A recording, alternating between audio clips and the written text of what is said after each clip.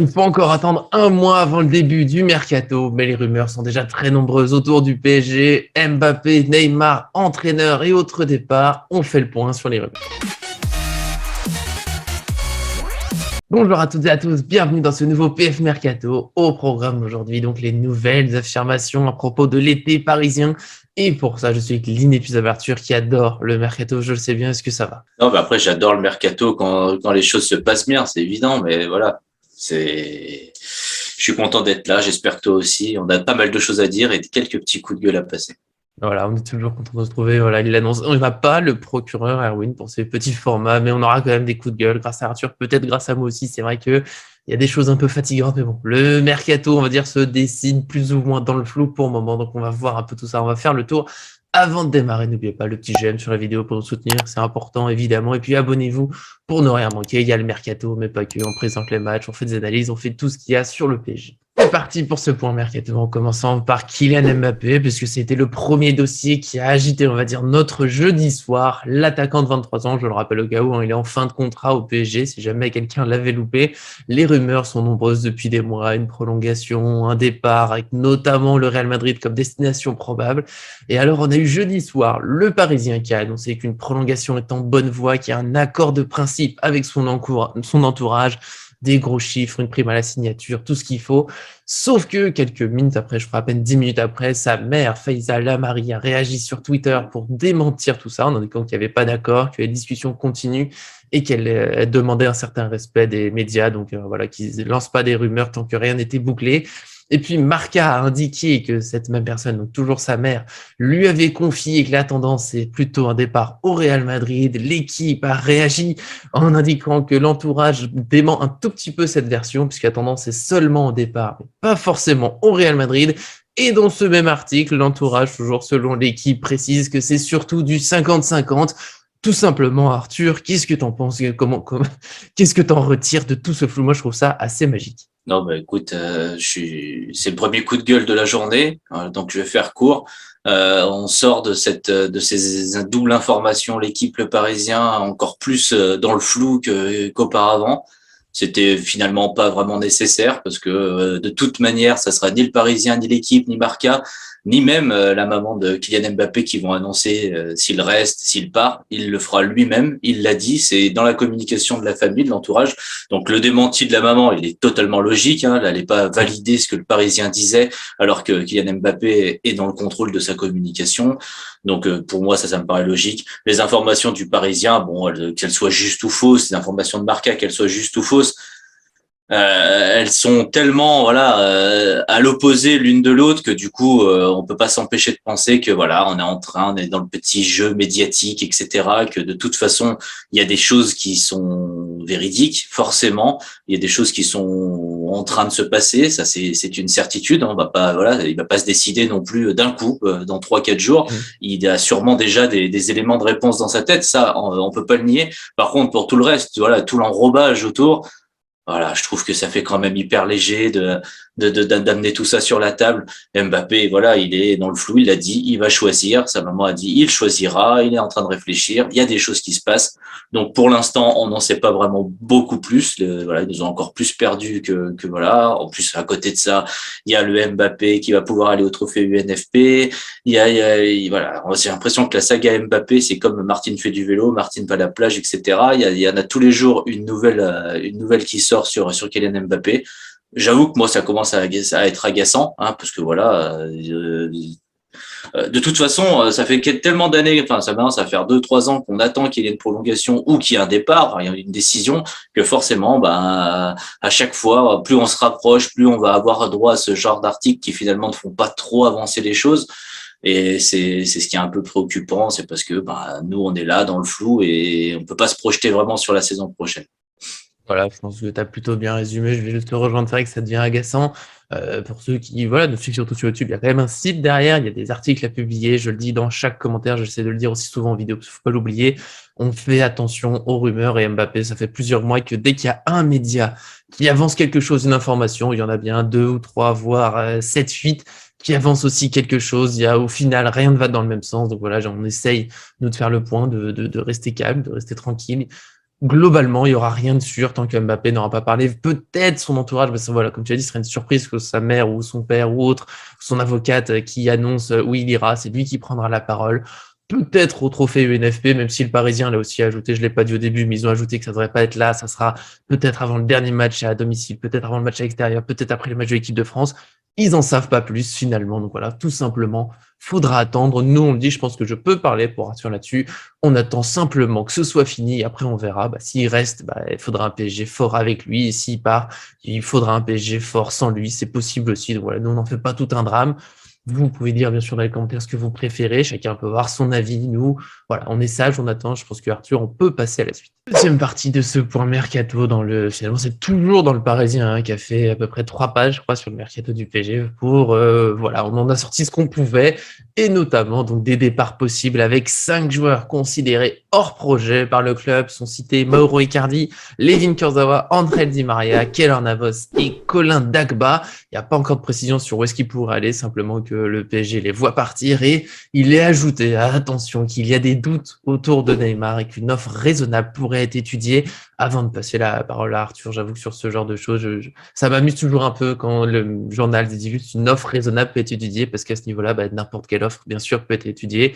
Je prends souvent l'exemple, s'il y a un club qui propose 500 millions d'euros pour Marquinhos, effectivement, peut-être que la porte peut être ouverte. Quand on n'a pas de montant, ça reste flou, mais quand même, Arthur, toi, comment tu le sens? Voilà, la liste des 5 parias et puis le dossier Neymar. Deuxième coup de gueule.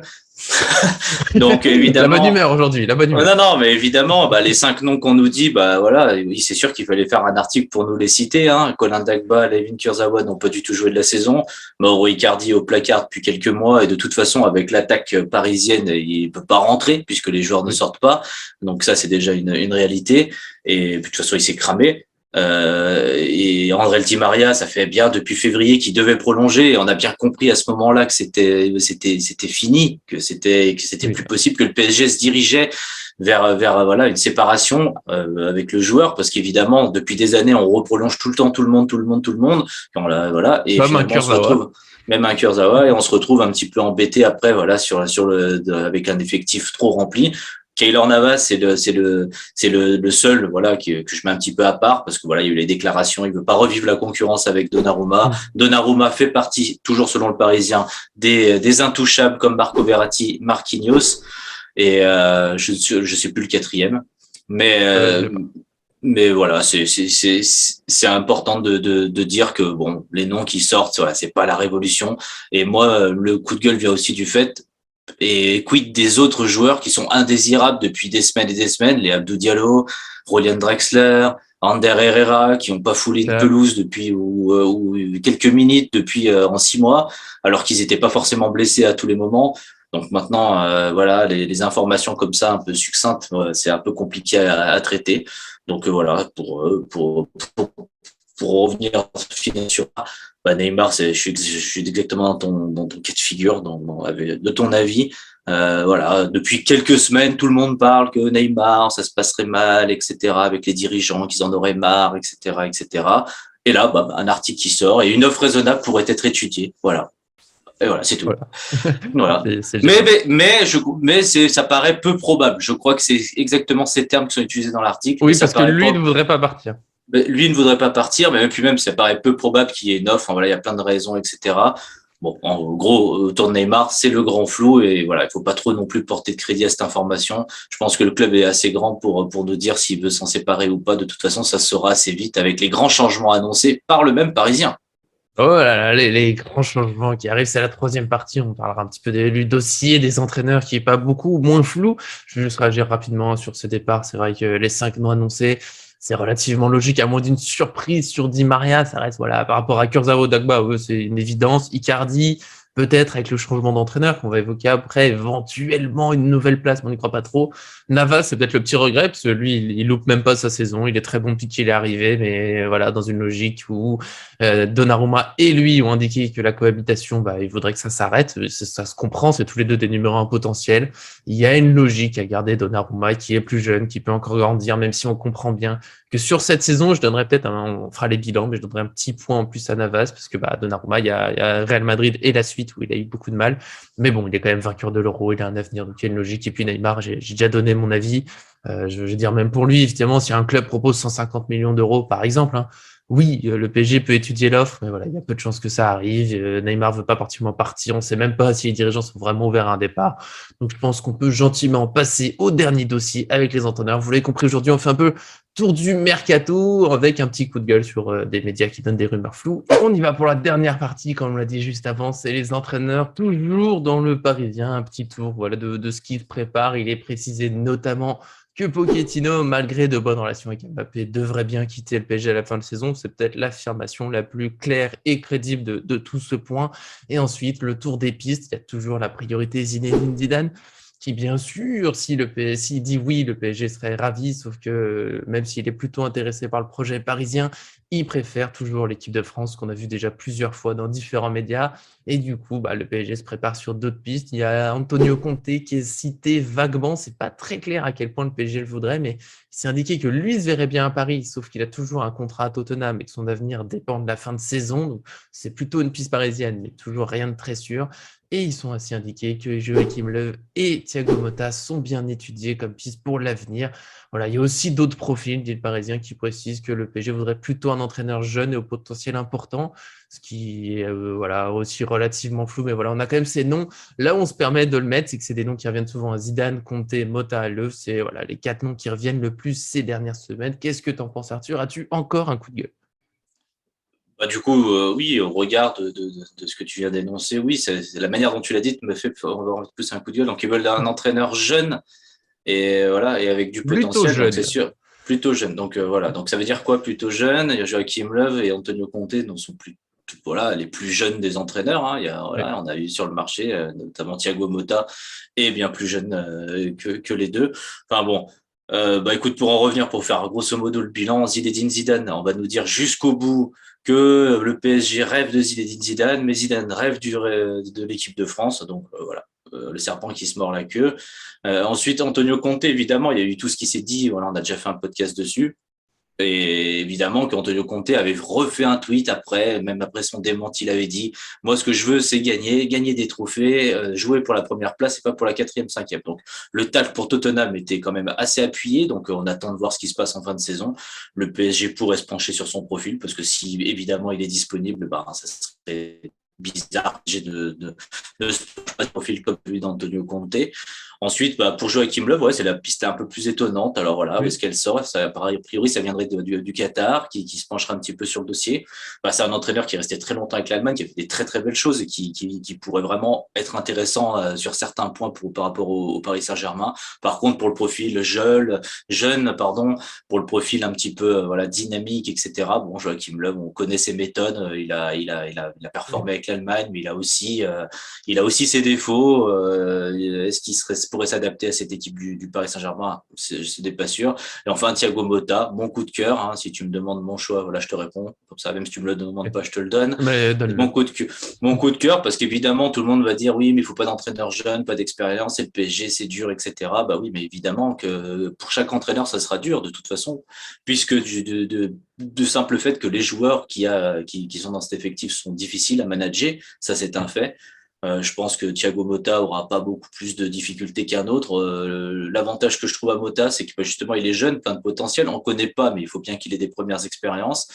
Il a quelque chose, c'est-à-dire la connaissance du club qui me paraît essentielle. Voilà, on dit tout le temps, voilà, Real Madrid, il faut être dans l'ambiance, il faut connaître le club, l'histoire. Je pense qu'au Paris Saint-Germain, c'est la même chose. Il a quand même dit qu'il rêverait d'entraîner le Paris Saint-Germain. Il fait des très belles choses avec la Spezia. C'est un entraîneur qui joue plutôt offensivement, qui a pas les joueurs pour mettre en Non, place non. non plus le jeu de ses rêves, hein, on le sait, il l'a déjà dit, mais voilà, au PSG pour avoir une équipe, et je pense qu'il a du caractère, je pense que c'est un joueur très très calme, discret sur le terrain quand il était capitaine ou semi-capitaine, en tout cas leader, et je pense qu'en tant qu'entraîneur, il pourrait faire beaucoup de bien. C'est mon coup de cœur, mais après je trouve que les autres profils se valent aussi. Il y a vraiment de beaux noms. Mais ça reste, comme tu dis, assez flou. On n'en sait pas plus. Voilà, je pense que tout est soumis au départ d'Mbappé aussi. Tout est soumis un petit peu à quand le mercato va vraiment s'enclencher. On sait que ça ouvre le 10 juin. Donc, du coup, à partir du 10 juin, on en saura déjà sûrement plus, peut-être un petit peu avant. Mais en tout cas, il va falloir que le PSG se dépêche parce que, un projet avec un nouvel entraîneur, ça se monte pas non plus le 14 juillet, hein. Un projet avec un nouvel entraîneur, ça se monte tout de suite. Ouais, j'aimerais bien que le nouvel entraîneur, enfin, sauf si Pochettino reste, mais ça serait vraiment l'immense surprise, il soit nommé avant le 10 juin, justement, que le PSG de mars en mercato officiellement, en connaissant son entraîneur, que tout se prépare vraiment ensemble, même si sans une annonce officielle, peut déjà y avoir des discussions avant de signer. Oui, on prendrait plutôt tel joueur, l'entraîneur peut dire, moi je voudrais qu'il y ait celui-là, celui-ci, garder celui-là. Mais c'est quand même mieux, je trouve, que voilà, quand tout est clair, même pour parler aux joueurs directement, lui dire, voilà, ça sera lui ton entraîneur, vous pouvez parler. J'aimerais bien que ce soit clair. Thiago Motta, évidemment, il y a un petit coup de cœur. Voilà, c'est un joueur qui était important dans le projet du PSG. Il a montré plusieurs fois qu'il aime le club. Il a dit, comme tu l'as dit plusieurs fois, qu'il rêverait d'entraîner au PSG, sans oublier de temps en temps de glisser voilà, des critiques, des tags, de dire des choses qui lui plaisent pas, sans aller forcément trop loin. Je pense qu'il voulait pas créer de problème. Il a déjà dit voilà, qu'il y avait des choses qui lui allaient pas. Donc, je pense que s'il revient, ce serait pas n'importe comment. Voilà, il fait du jeu. J'ai vu certains commentaires qui disent oui, mais Motta avec son club en Italie, voilà, ça se passe pas si bien que ça. Ça, c'est dommage chez les gens qui regardent surtout le classement, mais Spezia, ils sont pas faits pour jouer les premières places.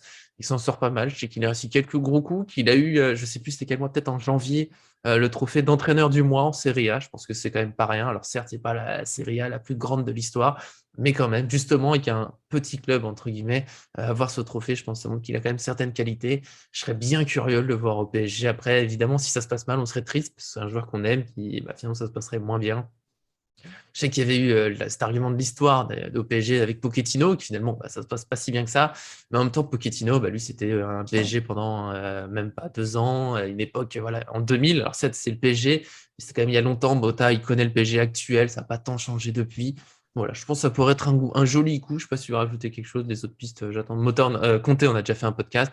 Et Löw, il manque juste un peu d'expérience en club. C'est là où il est dur à juger. On l'a vu qu'en sélection. Donc voilà, pour moi, ça. Mais encore une fois, ça reste globalement flou. Je ne sais pas si tu veux ajouter un petit mot là-dessus.